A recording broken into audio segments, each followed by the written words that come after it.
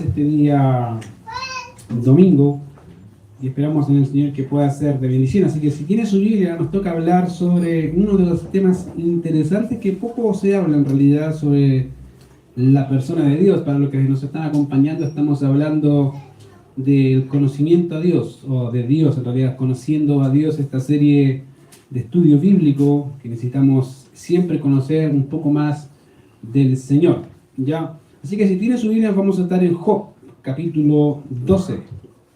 Ese es, digamos, el puntapié inicial de lo que vamos a ver hoy. Job, capítulo 12, verso 13, que es el texto que leyeron hace poquito. Job, capítulo 12, verso 13, dice así: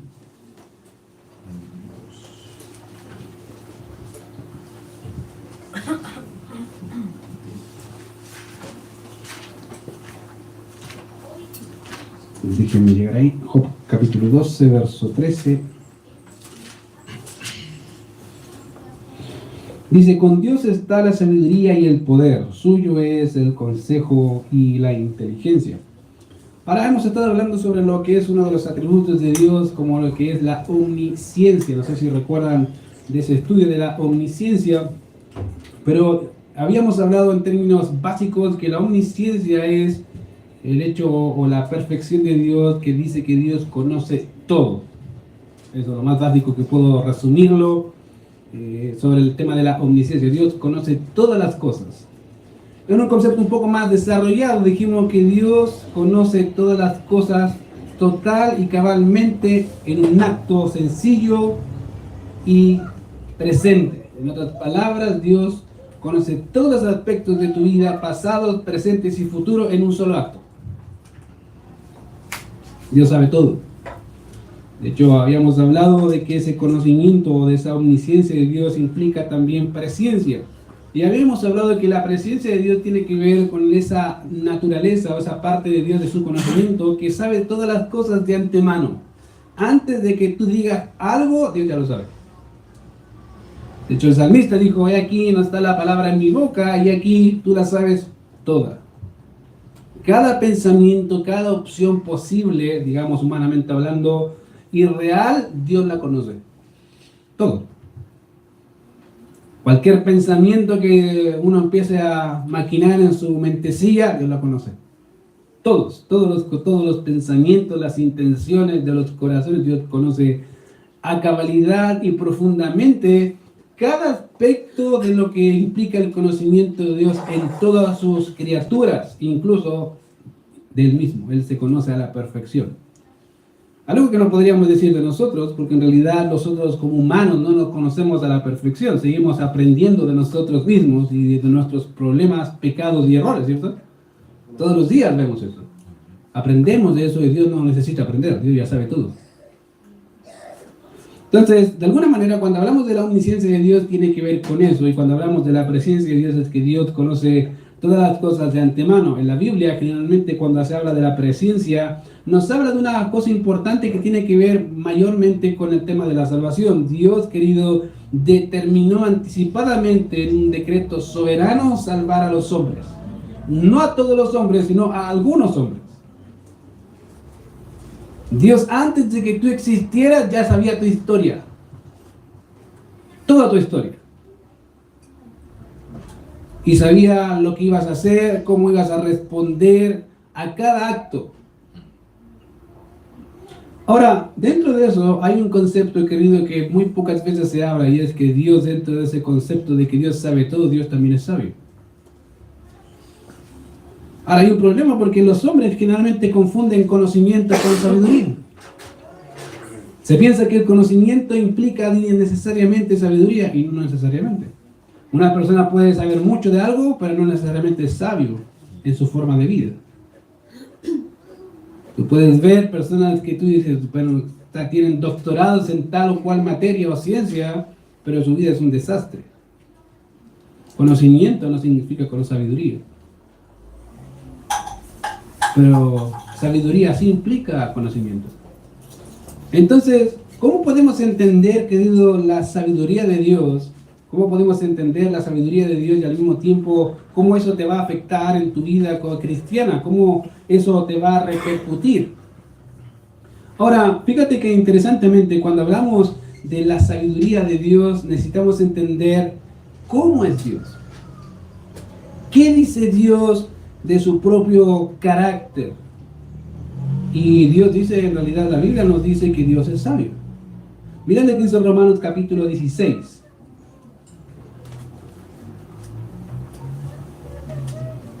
El libro de los Romanos capítulo 16.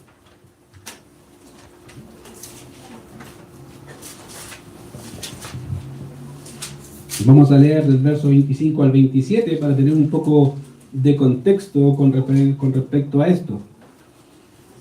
La carta a los Romanos es una carta que habla de la salvación, más el justo por la fe vivirá. Y termina el apóstol Pablo en el capítulo 16 hablando o alabando al Señor. Se llama doxología, es un acto de Dios, del hombre, en este caso de Pablo, de exaltar a Dios de una u otra forma. Y siempre que Pablo empieza hablando de Dios, termina alabándolo. Siempre que Pablo está hablando de la salvación, de la obra de Cristo, de la redención de los hombres, termina alabando y glorificando a Dios. De hecho, esta no es la primera doxología. Hay otra en el capítulo 11, dice, oh profundidad del conocimiento y de la ciencia de Dios, cuán insondables son tus juicios, inescrutables tus caminos. Tú dices, no hay palabras para mí de poder decir, Dios, tú eres tan grande, tan sabio, tan soberano que me sorprende. Y acá es lo mismo. Y fíjate que el verso 25 dice, y al que puede confirmaros según mi evangelio y la predicación de Jesucristo según la revelación del misterio que se ha mantenido oculto desde tiempos eternos, pero que ha sido manifestado ahora y que por las escrituras de los profetas según el mandamiento de Dios eterno se ha dado a conocer a todas las gentes para que obedezcan a la fe, al único y sabio Dios sea gloria mediante Jesucristo para siempre. Amén. Ahora, es interesante porque Pablo empieza diciendo, mira, hay algo importante con respecto a Dios y la salvación de los hombres, y es que ahí dice que Él puede confirmar a una persona en el conocimiento del Señor y confirmar también en su salvación. Cuando tú ves la carta a los Romanos, dice, mira, el justo por la fe vivirá. En otras palabras, la vida de un creyente se ve por sus frutos visibles. Eso se ve. Por eso Pablo empieza hablando de alguna forma, todos estamos condenados. Empieza por la parte negativa. Pero empieza a decir, mira, pero en Cristo hemos sido transformados. Hay una lucha interna del creyente con el pecado, que no quiere pecar, pero va a luchar, a veces va a verse derrotado, pero va a seguir. Y Pablo le dice ahí al que puede confirmar según mi evangelio. Querido, cuando tú ves el evangelio te confirma. A veces personas preguntan, ¿y cómo sé que soy salvo? Bueno, pregúntale al Señor. Es la mejor respuesta que puedes dar. Lee la Biblia. El Señor te va a decir si eres salvo. Y a veces cuando Dios te lo diga, va a decir, pero es que yo soy salvo. Mira, Señor, mira cómo vivo. Eres salvo. No por ti, por mí. Querido, una de las cosas que el Evangelio hace es confirmar, obviamente, de tu salvación en Cristo, según la revelación del misterio que ha sido mantenido oculto y que se dio a conocer que los gentiles podían hallar salvación. Querido, antes para tú ser salvo en el Antiguo Testamento, digamos de alguna forma, tenías que ser parte del pueblo de Israel. Hacer sus ritos, sus formas, digamos de alguna forma eras casi convertido en un judío. Ahora no. Ahora dice que Dios derribó la pared intermedia de separación y ahora los que antes no tenían Dios, ahora tenemos un Dios. Y podemos acercarnos libremente porque esa pared se sacó una vez y para siempre. Entonces, Él ha confirmado a los creyentes y ha manifestado su bondad conforme a las Escrituras y al mandamiento eterno de Dios. Y por eso Pablo al final del verso, de todo lo que dice, mira, al ver todo lo que Dios ha hecho para que los gentiles, los que no conocen al Señor, los que no pertenecen al pueblo de Israel, hayan podido entrar en esta relación de salvación, en este decreto que Dios ha manifestado para que sea salvo. Él dice, es que no tengo palabras y lo único que voy a decir es al único y sabio Dios, no hay otro. Querido, una cosa es saber y otra cosa es cómo proceder en ese saber. Y Pablo dice, mira, no hay palabras para describir lo que Dios es. Y termina diciendo eso, al único y sabio Dios. Sea gloria mediante Jesucristo para siempre. Ahora, quiero explicarle un poco esa expresión al único y sabio Dios, porque en realidad puede entenderse de dos formas. Puede entenderse de forma separada o puede entenderse de forma conjunta. ¿A qué me refiero? En primer lugar, cuando hablamos de forma separada, dice al único es un atributo de Dios y sabio es otro atributo de Dios. Podemos considerarlo de forma separada. Cuando hablamos del Dios de la Biblia, se ha definido como el Dios uno y el Dios único. Son dos cosas distintas. Decir uno y único son cosas diferentes. El Shema de Israel dice, oye Israel, Jehová vuestro Dios, Jehová es uno. No hay más que uno. A eso se le ha llamado la doctrina de la unicidad. Es uno solo y no hay más. Y el profeta dijo, el Dios dice, yo soy Dios y ninguno más que yo. Querido, Dios es uno. Y todos entienden que Dios es uno. ¿Pero qué significa que sea único? Bueno, querido, la idea de único es que no hay otro como Él. No hay otro que se iguale en ninguna de las categorías que hemos estudiado. Es único en poder, único en sabiduría, único en inteligencia, único en todos los aspectos. Es el único. Ningún ser se le iguala. Como tú eres único. Gracias a Dios. Yo le dice gracias a Dios. Eres único. No hay otro como tú. Y eso es bueno. Bueno, algunos dicen amén, ¿cierto? Algunos dicen sí, gracias Señor. Pero es la realidad. Somos únicos. Pero no hay otro como nuestro Dios. Nadie se le equipara en ninguna cosa. Y cuando Pablo dice al Dios único, está hablando de eso. Él es el inigualable, por excelencia. Cualquier cosa o ser o persona es incomparable cuando tú lo ves ves a Dios y lo ves al otro y dices, ¿quién se compara? Es único en su ser. Y la otra parte es que Dios es sabio. Fíjate que tenemos dos características. Dios es único y Dios es sabio. ¿Qué significa? ¿Cómo entendemos que Dios sea sabio? Y una forma básica de que puedes entender de que Dios sea sabio es que Dios, querido, todos los medios que ocupa, los ocupa de tal forma que van a redundar para su gloria. Siempre. Van a ocupar los medios para lograr fines. Y una meta importante es que todo eso va a redundar para su gloria. Y todo lo va a hacer así. Para el bien de sus hijos y para su gloria. Ahora me dice, ¿cómo lo hace? Buena pregunta, esa es la parte de sabiduría. ¿Cómo Él puede tomar las circunstancias de la vida de los hombres y revertirlos? ¿Cómo Dios puede ver a un mundo totalmente lleno de maldad y tener compasión sin que Él deje de ser justo y al mismo tiempo pueda darte amor? Sin dejar de ser justo. Y Pablo dice, es que eso es lo impresionante. ¿Cómo este Dios pudo hacer que los hombres que odian a Dios y que no quieren a Dios terminan amándolo? Dice Pablo y termina diciendo, esta es la maravilla de la sabiduría de Dios. ¿Cómo lo hace? Bueno, ese es el sabio Dios. Esa es una de las formas en que puedes ver cuando dice al único y sabio Dios, de forma separada, o puede ser de forma conjunta. En otras palabras, no hay uno en sabiduría que es igual a nuestro Dios. Es único en sabiduría. En otras palabras, de Él nace todo lo que podríamos entender como sabio. No hay otro como Él en ese aspecto. Querido, cuando tú entiendes qué significa ser sabio y hay que ocupar los medios para lograr fines específicos, es que no hay otro que se compare a Él, porque Él tiene el poder para hacerlo. Tiene el conocimiento para hacerlo. Tiene el dominio para hacerlo. Aunque nosotros pudiéramos igualarnos en alguna forma a Dios, no podemos igualarnos. Porque Él puede hacer estas cosas sin violar tu libertad.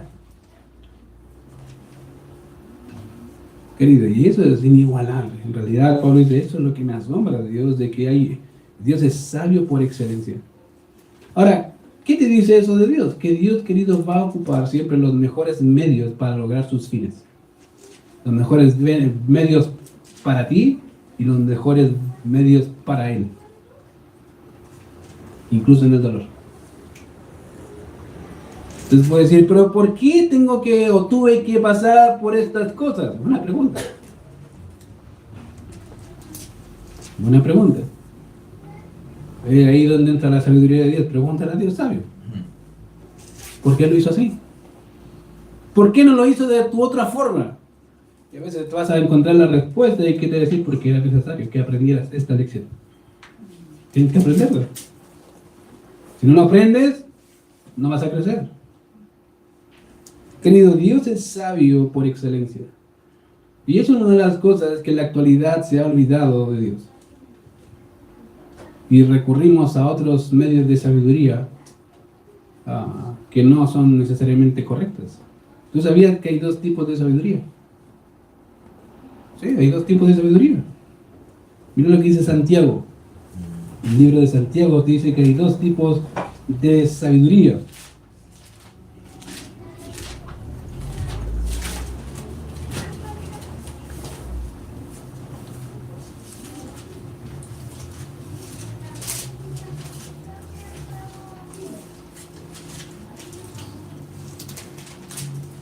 Santiago capítulo 3, verso 13 al 18, mira lo que dice ahí.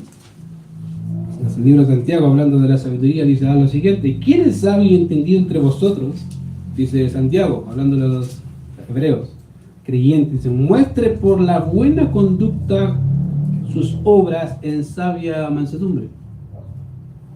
Pero, contraste, dice, si tenéis celos amargos y contención en vuestros corazones, no jactéis ni mintáis contra la verdad, porque esta sabiduría no es la que desciende de lo alto, sino la terrenal, animal y diabólica. Porque donde hay celos y contención, allá hay perturbación y toda la perversa. Pero la sabiduría que es de lo alto es primeramente pura, después pacífica, amable, benigna, llena de misericordia y de buenos frutos, sin incertidumbre ni hipocresía. Y el fruto de justicia se siembra en paz para aquellos que hacen la paz. Querido, hay dos tipos de sabiduría, una diabólica y una que viene de lo alto. Generalmente, cuando hablamos, querido, de sabiduría, la gente, en vez de recurrir a la Biblia, al Dios sabio en su consejo, recurre a su propia sabiduría o a la sabiduría de otro, que no necesariamente es algo correcto de la Biblia, no te va a dar un sabio consejo. Y eso, querido, ha sido algo que ha atacado a la iglesia desde el siglo XVIII, más o menos, siglo XVII, siglo XVIII hasta acá. ¿Tú sabías que la gran mayoría de los casos que se trataban antes de esas fechas, hablando de temas, problemas mentales, como, no sé, depresión, ansiedad y todas esas cosas que hoy en la actualidad son tan de moda, no había psicólogo que la tratara? ¿Sabes quién las trataba? ¿Quién las trataba? El pastor. No existía la psicología. Eso cambió con el tiempo. Y es porque los hombres dejaron de mirar a Dios, a su sabio consejo, y dijeron, nosotros somos más sabios que Dios, les vamos a enseñar cómo se hace. Una de las industrias más grandes de la farmacéutica, ¿sabías tú que son los antidepresivos?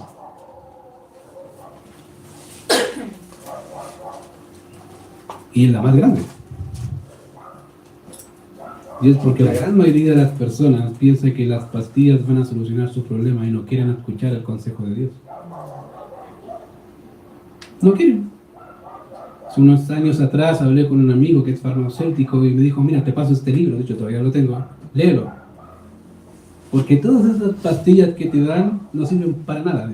Literal, y el farmacéutico de profesión no sirven para nada. Lo único que hacen es hacerte dormir y solucionan tu problema después de dormir como querés. Sigue tomándote pastillas. No sirven, no te solucionan la vida. No cambian nada. Te inhiben los sentidos, nada más. Y he visto los tiempos que es verdad. Gente toma pastillas pensando que eso va a cambiar su problema y no entiende que el problema mayor que el hombre tiene es el pecado. ¿Y cómo nos enfrentamos el pecado? El problema es que hemos desechado a Dios, al Dios sabio, por este tipo de cosas. Hemos desechado a Dios diciendo, bueno, estos hombres estudiosos saben más del alma que el Dios que la creó. Querido, no te engañes. Tenemos 66 libros para encontrar sabiduría, pero hay que buscarla.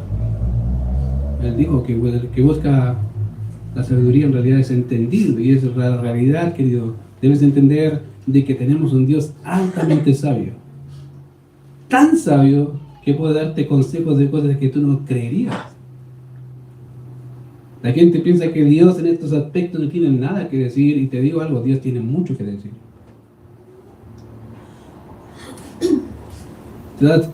Te puedo dar muchos ejemplos de esa área, pero querido, tenemos un Dios que es sabio y que puede tratar cualquier problema, siempre y cuando quieras tengas un corazón para hacer lo que Él te manda.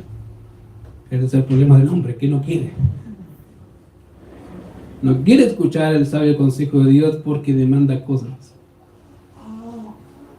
Y el problema es que hemos cambiado el conocimiento de Dios omnisciente por el conocimiento humano.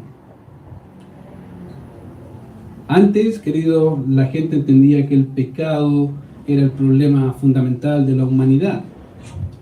Hoy ya no. El problema tuyo es tu ambiente, donde naciste. Lo que te hicieron hace 300 años que ni estabas con vida, no, pero las generaciones tienen el problema, no tú. Cuando tú ves la Biblia dice, tú eres el problema. No las generaciones pueden haber hecho miles de cosas en contra tuya, pero en realidad el problema eres tú. ¿Cómo enfrentas las situaciones bíblicamente? ¿Qué dice Dios sobre el perdón? La amargura, el rechazo, la violencia. Queridos, Dios tiene mucho que decir. Y Él quiere que actuemos de acuerdo a su palabra. El problema, como te digo, es que los cristianos han dejado el consejo de Dios. Lo han dejado. Y han, de alguna forma involuntaria o voluntaria, no sé, han quitado a Dios de la ecuación diciendo, Dios en estas áreas no tiene nada que decir, y ahí así que tapemos de la boca. Es un problema. Como te digo, cuando veo la Biblia y veo que es el único y sabio Dios y te dice este es el único, o sea, no hay otro como Él en sabiduría, entonces debo decir, ¿es verdad o no es verdad? Yo creo que es verdad, que no hay otro como Dios en sabiduría e inteligencia, ni en poder.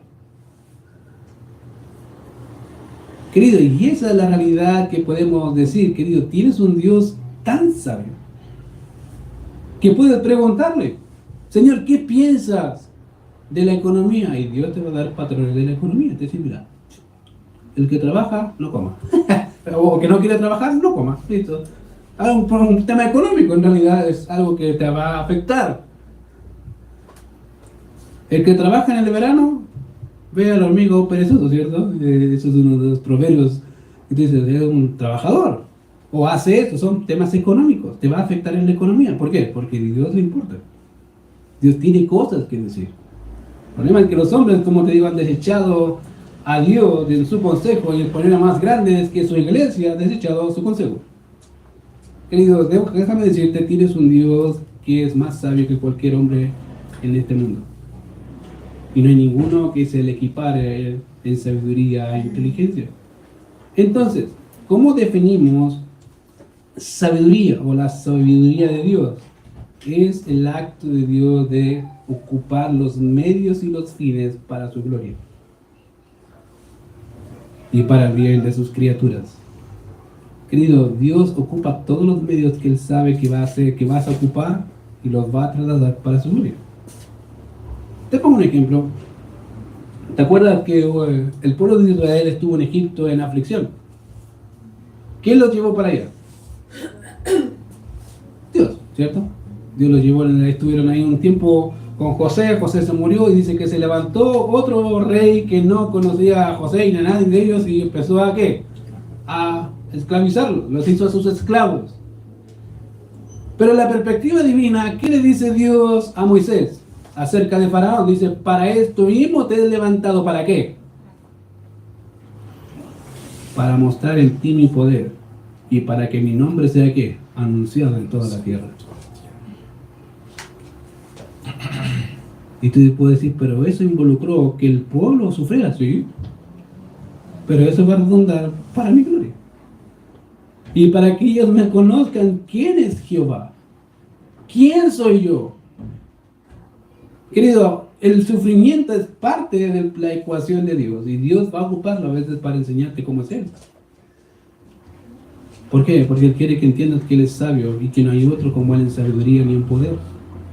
Entonces, ya sabemos qué es sabiduría de Dios. La sabiduría de Dios es que Dios ocupa los medios para lograr sus fines. Esto es su gloria y el bien de sus hijos.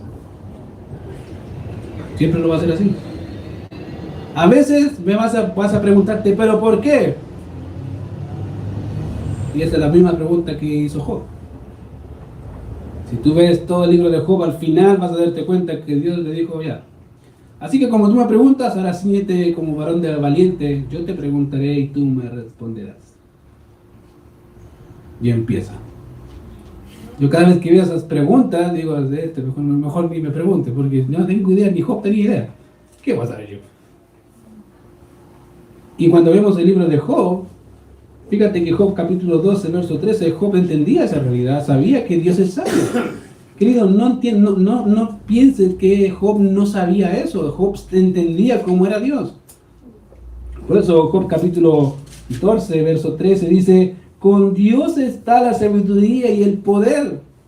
Yo entiendo, dice Job, ¿quién es Dios? Sé que Él es Dios sabio por excelencia. Sé que tiene el poder para hacer las cosas. Suyo es el consejo y la inteligencia.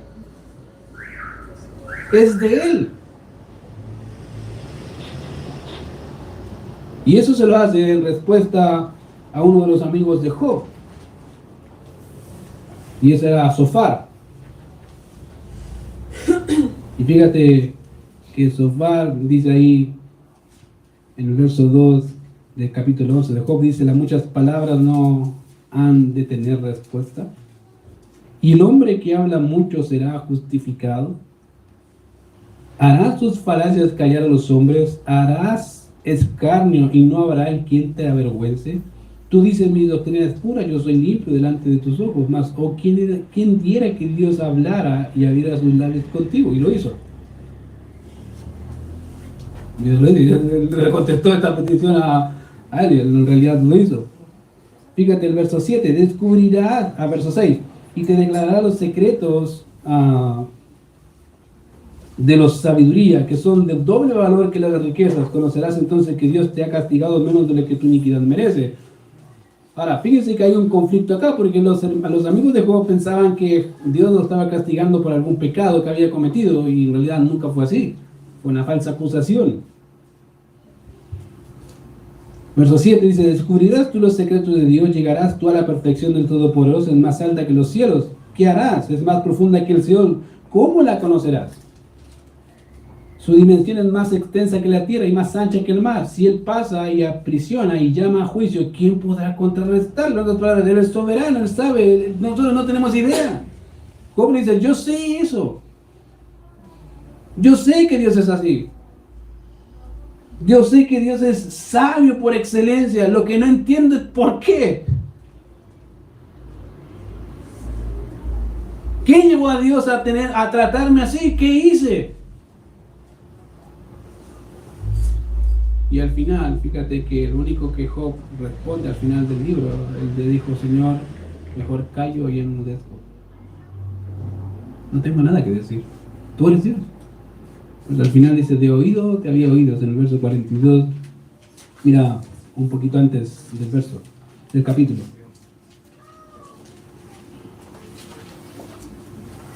Capítulo 42, dice ahí, respondió Job a Jehová y dijo, yo conozco que todo lo puedes y que no hay pensamiento, fíjate, que se esconde de ti. Yo sé que lo puedes hacer todo y sabes todo. No hay ningún pensamiento o intención del corazón humano que escape de tu conocimiento. Dice, ¿quién es el que oscurece el consejo sin entendimiento? Por tanto, dice Job, yo hablaba lo que no entendía. Cosas demasiado maravillosas, dice que no entendía, cosas demasiado maravillosas para mí que yo no comprendía. Oye, te ruego y hablaré. Te preguntaré y tú me enseñarás. De oída te había oído, mas ahora mis ojos te ven, por tanto me aborrezco, me arrepiento en polvo. Dice, en otras palabras, yo soy Ignacio y tú eres sabio. ¿Qué puedo decir, Dios? Yo me callo mejor. Y Job, querido, entendía eso. Entendía que Dios es sabio por excelencia y no siempre va a dar respuesta. Y esa es la realidad que debemos enfrentar. Querido, Dios va a hacer siempre lo mejor en todas las cosas, porque Él es sabio. Tal es su sabiduría que Él ha manifestado en la creación. No solamente en la aflicción que los hombres pueden pasar, sino incluso en la creación.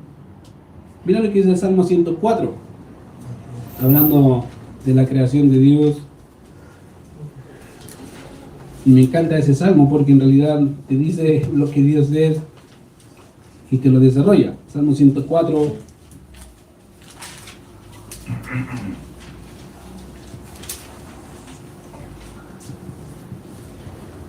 Mira, y vamos a ver la progresión para llegar a la conclusión que llega el salmista. Salmo 104, del verso 1 hacia adelante. Dice, bendice alma mía a Jehová.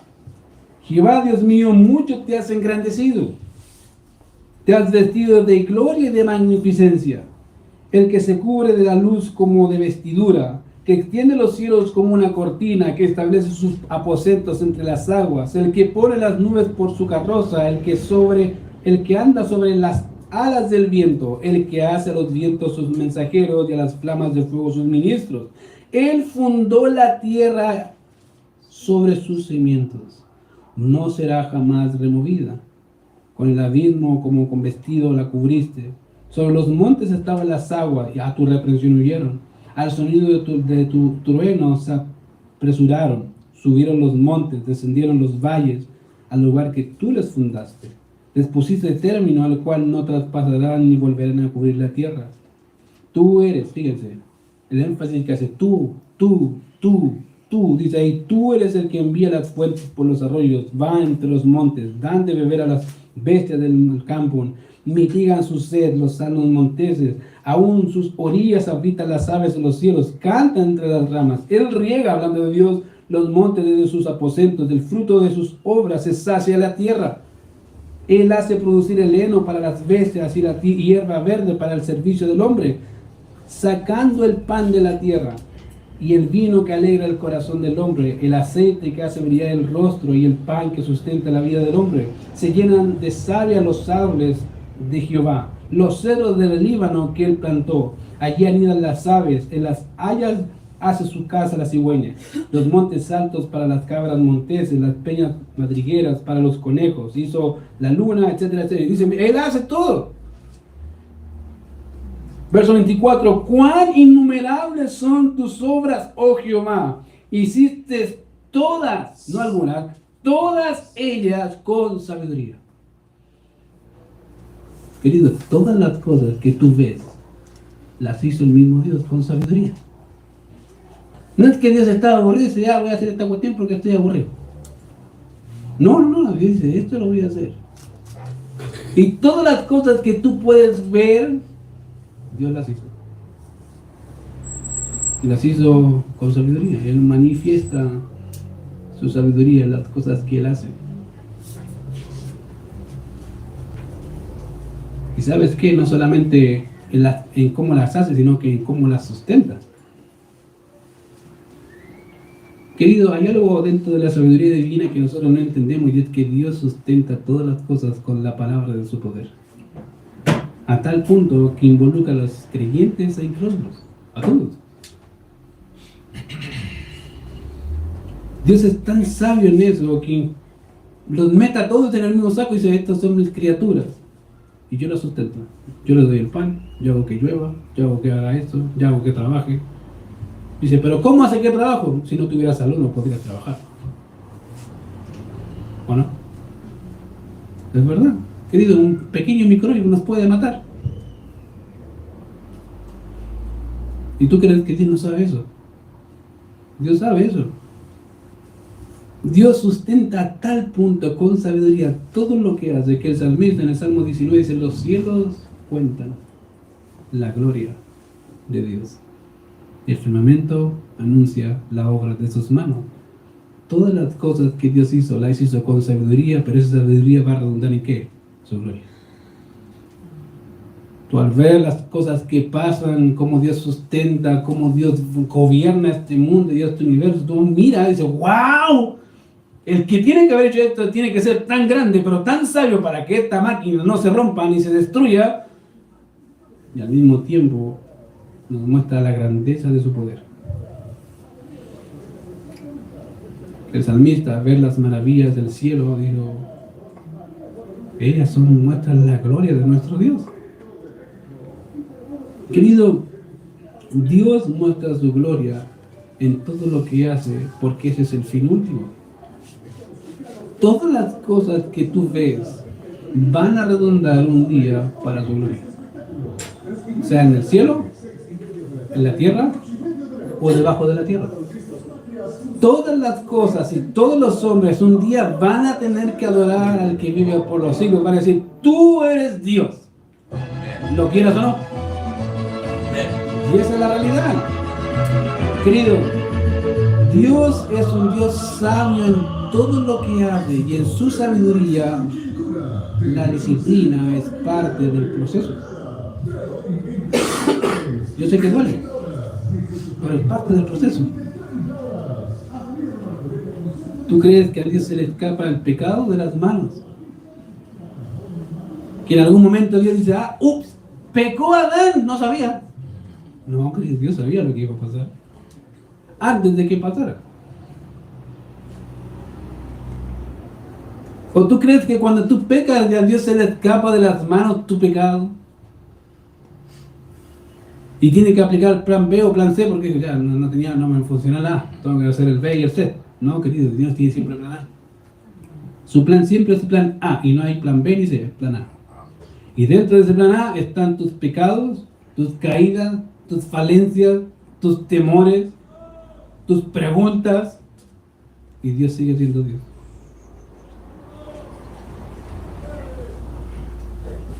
A veces nos gustaría saber todas las cosas, querido, pero hay cosas que no vamos a saber nunca. Bienvenido al mundo natural. A veces yo también me hago preguntas y digo: Señor, ¿por qué? ¿Por qué esta cosa así? ¿Por qué no de otra forma más fácil? Y Dios me dice: no, es la forma, lo que yo quiero, es lo mejor. Por eso cuando la Biblia dice que los que aman a Dios, todas las cosas nos ayudan a bien, es una realidad. ¿Por qué? Porque Dios es sabio. Y dentro de su sabiduría siempre van dos objetivos principales. Primero, su gloria. Segundo, el bien de su pueblo. Aunque no lo veamos. Querido, cuando entendemos quién es Dios y que el Dios que tienes no es cualquier otro Dios como los dioses que los hombres tienen, te das cuenta de que Dios, Señor, nuestro Dios es más sabio de lo que tú crees. Al punto, querido, que hay cosas que no podríamos entender. Pablo, él mismo también te dijo: hay cosas demasiado maravillosas que no puedo comprender, no entiendo, no sé. Que escapan de mi comprensión, no las puedo discernir, ni ver, ni saber qué cosa es qué. Y ahí es donde empieza el problema con nosotros, porque queremos saber los detalles. Y dicen: no, tú no debes saber los detalles, hay cosas que no necesitas saber. Hay una canción que dice: yo no necesito ver el plan, yo no necesito ver el final, solo necesito seguirte, Señor, y hacer tu voluntad. Y es verdad.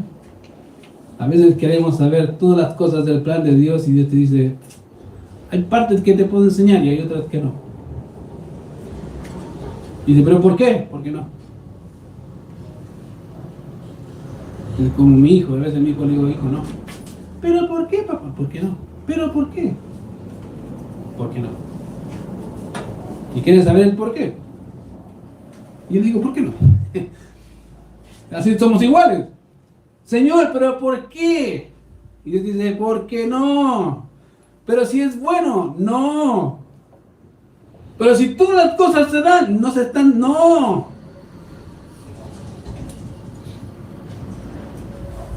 Si te puedo decir, es una, no sé si técnica bíblica, pero Cuando recibas una respuesta de Dios, sigue orando hasta la tercera vez. De ahí no sigas insistiendo. ¿Y sabes por qué lo saqué desde la Biblia? ¿Cuántas veces oró el Señor? Señor, si es posible, quítate de mí esta copa. Y él dijo, no. Después de no oro, Señor, si es posible, quítate de mí esta copa. ¿Qué le dijo? No. Y después de la tercera vez dijo ya, Señor, no se haga mi voluntad sino la tuya. Hubo otro que hizo lo mismo. Moisés, Señor, déjame pasar a la tierra prometida. No. Volvió después a decir, Señor, quiero pasar. No. Y quiso tratar de nuevo por otro lado. Te dijo, te dije que no y no molestes. Ya, se acabó. Te dije que no. Y hay otro personaje también bien interesante que es Pablo. Dijo Pablo, ¿qué le dijo al final? Dice, he orado y el Señor le dijo al final, bástate. Es una forma muy linda de decir no. Porque es verdad, bástate mi gracia. Aprende. Mi gracia es suficiente para eso. Apréndelo. Y lo vieron reclamando. Pero Señor, ¿cómo tú vas a hacer eso? Si te sirvo, Señor. Por eso, porque soy Señor. Yo soy sabio, tú no. Querido, no insistas más si Dios te dijo que no. El no de Dios es no y no lo vas a mover. No lo vas a mover. Ahora, si tú quieres decir, ok, voy igual, después asume las consecuencias. A veces le digo a esa hermana, después asúmelo solo. Porque si te dijo que no, y tú dices que sí, asume. Eso significa que Dios en su amor y su misericordia va a aplicar, como le digo a mis hijos, pao. ¿Qué es eso? Vara.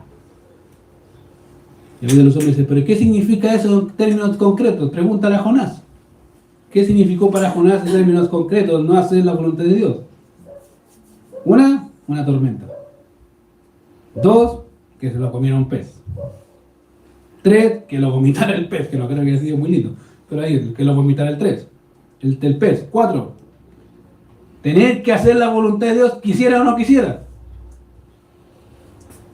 5, tener que decirle a una nación que odiaba, va a venir juicio. Ahora, esa es la predicación de Jonás. Va a venir juicio, esa es la super predicación. 5, Dios le tuvo que enseñar que Él es soberano. ¿Qué hizo? Levantó una calabacera. 6, la mató. 7, levantó un bicho para que se la comiera. Y tuvo que pasar todo eso para reconocer tú eres Dios y no me importa que seas Dios, le dijo Jonás. Yo no quiero eso. Tuvo que aprenderlo por la fuerza. Querido, Dios es sabio. Por algo te dice que no. Por algo te está diciendo, hijo, ese no es el camino, ándate por allá.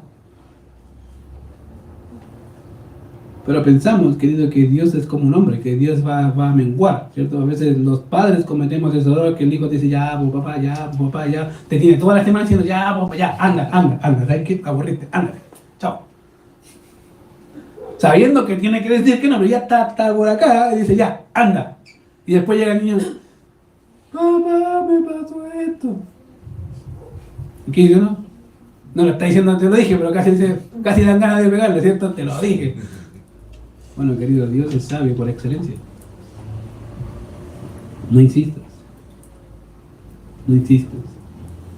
Querido, Dios no solamente muestra su sabiduría en lo que hace o en la aflicción, sino incluso en la redención. ¿Sabes cómo la mostró? Piensa en esta pregunta. ¿Cómo un Dios que es santo, que no puede ver el pecado ni la maldad porque es limpio de ojos, a tal punto que las mismas lunas le son inmundicia, cómo ese Dios santo pudo salvarnos sin dejar de ser santo, sin dejar de ser justo y al mismo tiempo decir que te ama? ¿Cómo lo hizo? Porque si Dios te perdona así como tú eres pecador y como yo soy pecador lleno de maldad, así de un acto, eso dice que Dios es más injusto que nosotros. Porque nosotros merecemos castigo, ¿cierto? Reclamamos justicia. Cada vez que vemos homicidios y cosas así, decimos, queremos justicia. Y Dios es justo por excelencia, entonces merece justicia. Merece el infierno.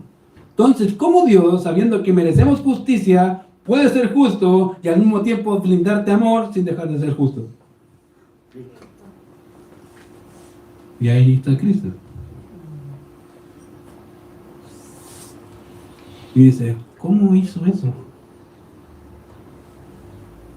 Eso es la sabiduría de Dios.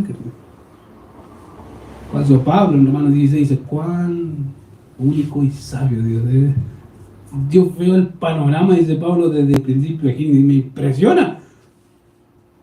Cómo Dios, sabiendo cómo somos los hombres, es capaz de redimir, de comprar al hombre pecador sin dejar de ser justo y al mismo tiempo siendo un Dios de amor lleno de gracia y santo. ¡Wow! Porque uno pagó la condena de todos. Ahora uno puede decir, pero eso es injusticia. Lo más justiciero dice, eso es injusticia. ¿Por qué él tuvo que pagar? Porque él quiso pagar. Deja de ser injusticia porque él quiso. ¿Tú sabías que el Señor quiso hacerlo? Él quería hacerlo. No es que dijo, ya me siento obligado. No. Él dijo, yo pongo mi vida. Tengo poder para darla. Tengo poder para volverla a tomar. En otras palabras, yo quiero hacerlo. Yo quiero poner mi vida. Esa es la voluntad del Padre y es mi deseo hacerlo con gozo. Tú al ver la cruz de Cristo puedes decir, ¿qué? ¿Cómo este Dios lleno de santidad perfecto puede hacer eso? Porque ese hijo unigénito quiso hacerlo. Sin eso estamos perdidos. Cada vez que empieces a dudar de que Dios no es sabio en su consejo, o que las acciones que hace no son sabias, pregúntate, ¿es verdad? O mejor pregúntate algo más práctico, ¿para qué, Señor? ¿Qué quieres lograr en mí? Porque algo quieres lograr en mí, pero ¿qué cosa? ¿Qué área de mi vida quieres conformar más a Cristo? Porque no lo sé.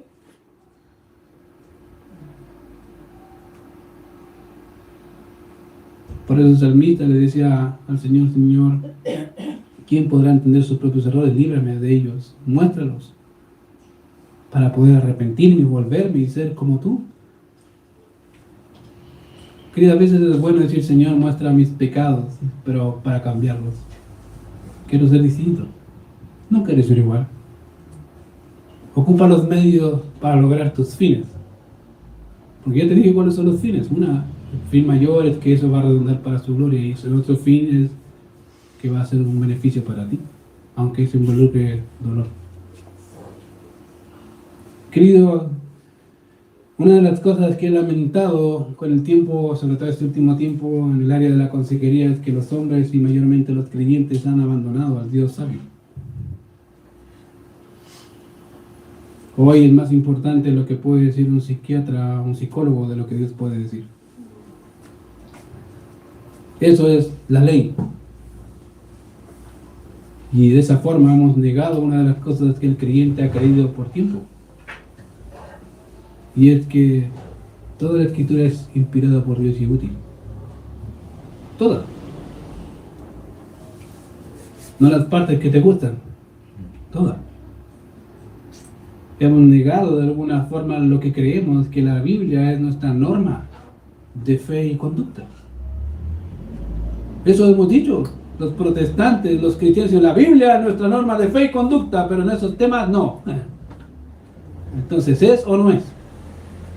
Porque si es, vivamos con eso. Digamos, Señor, ¿cuál es tu consejo en esta área? ¿Cómo debo invertir? ¿Qué debo hacer en esta o cual situación? Te vas a dar cuenta que hay mucho consejo. Antes de terminar el sermón, me acordaba de una ilustración de la sabiduría de una mujer. Había un hombre del ejército de David que fue a matar a un rebelde y quiso destruir a una de las ciudades insignes de Israel, y aparece una anciana. Y le dice, yo soy una de las pacíficas de Israel. Llamen al general, quiero hablar con él. Una mujer anciana, imagino. Y le dice, ¿eres tú uno de los capitanes principales del rey David? Sí. Yo soy una de las pacíficas de Israel y en este tiempo se decía esta expresión para evitar la guerra. Dinos, ¿qué pasó? Y él dijo, vengo a buscar al rebelde que quiere ir en contra del rey David. Ok. Dice la escritura que esta mujer con su sabiduría convenció a todos adentro, mataron al hombre y la ciudad se salvó. Porque el rebelde era el hombre, no la ciudad. Querido, a veces, aunque no nos vea la sabiduría, a veces la sabiduría no se paga. ¿Sabías tú? No se paga. Pero que trae beneficios, muchos. David, Salomón, Job, puede decirte, en la sabiduría es más preciada que el oro. Es mucho más preciada que cualquier cosa en este mundo, porque con ella, querido, puedes hacer muchas cosas. Y esa sabiduría se encuentra en la Biblia, por eso dice el salmista, dice, deseables son más que el oro, y más que mucho oro apreciado, y dulce más que la miel, y la que destila del panal. Esa es la Biblia, querido. Yo no sé si tú ves la Biblia así, el consejo de Dios de esa forma, como deseable más que el oro, pero debería serlo. Para terminar, el libro de Proverbios dice una verdad que te puede ayudar. El principio de la sabiduría está en ¿dónde? Empieza por ahí. Porque el texto dice, los insensatos desprecian ¿qué? La sabiduría y la enseñanza. Pero ahí está el temor. La sabiduría está en temer a Dios. ¿Cómo lo hace? Querido, esto es tu manantial de sabiduría divina. Atesórala, vívela, practícala. Y vas a ver que hay sabiduría de verdad.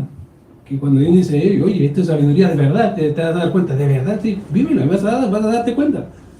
Que lo que dice acá no es porque Dios estaba llenando hojas blancas. Lo que quería enseñar a su pueblo cómo vivir esta vida como Él quiere.